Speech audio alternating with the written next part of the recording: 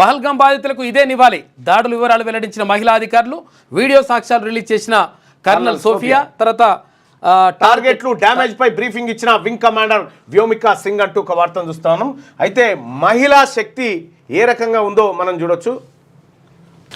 सुप्रभात देवियों और सज्जनों, मैं कर्नल सोफिया అన్న ఒక్క నిమిషం నాకు పంపించిందట.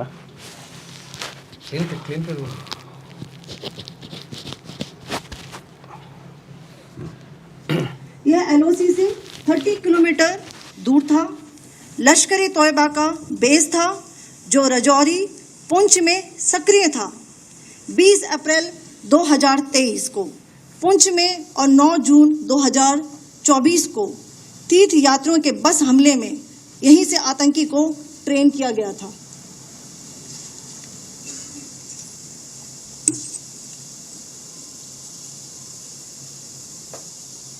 అది స్థావరం. बरनाला कैंप बिम्बर ये एलओसी से 9 किलोमीटर दूर है. यहाँ पर हथियार हैंडलिंग, आईडी व जंगल सर्वाइवल का प्रशिक्षण केंद्र था. अब्बास कैंप कोटली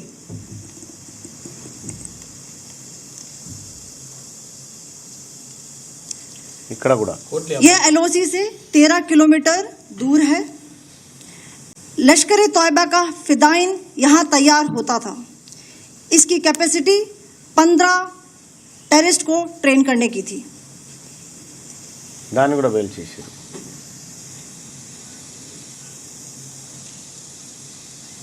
कोटली दी.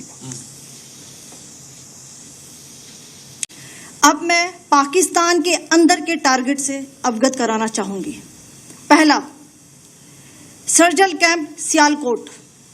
सियालकोट यह अंतर्राष्ट्रीय सीमा से 6 किलोमीटर की दूरी पर है, सांबा कटवा के सामने. ఇదొక టార్గెట్ ని వేసేసారు.